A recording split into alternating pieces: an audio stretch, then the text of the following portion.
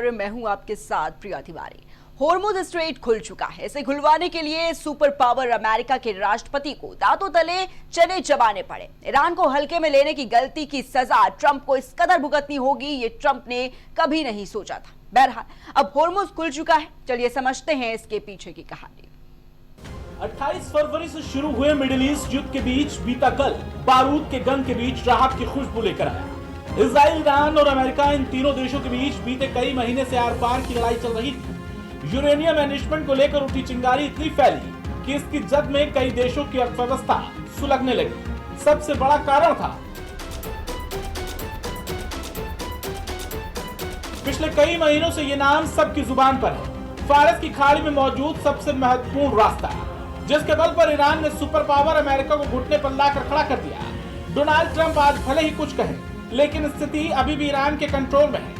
Hormuz strait के दम पर ही ईरान ने अमेरिका और इजराइल दोनों को टेबल टॉक पर मजबूर कर दिया।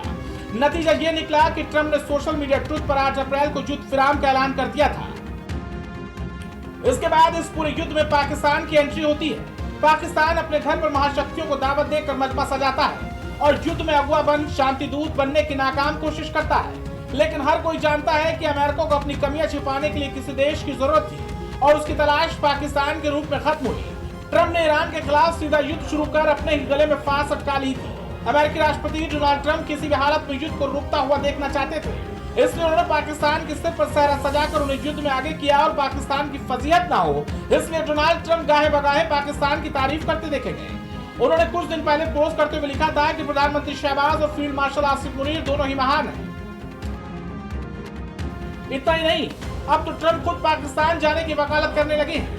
उन्होंने हाल ही में मीडिया से बात करते हुए कहा था कि वो जल्दी पाकिस्तान जा सकते हैं। अगर इस्लामाबाद में डील हुई तो वो पाकिस्तान जरूर जाएंगे। I would go to Pakistan, yeah. Pakistan has been great. They've been so good. Islamabad, I might go. Yeah. If the deal is signed in Islamabad, I might go. The field marshal has been great. The prime minister has been really great in Pakistan. So I might go. They want me to go. Trump पर बहुत बड़ा pressure था कि वो straight of Hormuz खुलवाए। खाड़ी देशों का सबसे ज्यादा दबाव अमेरिका के ऊपर था, इसलिए अमेरिका पूरी एड़ी चोटी का जोर लगाकर इसे खुलवाना चाह रहा था। बीते कल ईरान के विदेश मंत्री सैयद अब्बास अराक्ची ने वो ऐलान किया जिसके इंतजार में ट्रंप महीनों से थे। ट्रंप इससे खुश तो जरूर हुए, लेकिन उन्होंने फिर धमकी भरे लहजे में ईरान को समझा डाला। लेकिन ईरान तो ईरान है, उसे भी ट्रंप की 2 पल की खुशी बर्दाश्त नहीं रही। ईरान की तरफ से ईरान पार्लियामेंट के स्पीकर गालिबेफ ने भी धमकी दे डाली।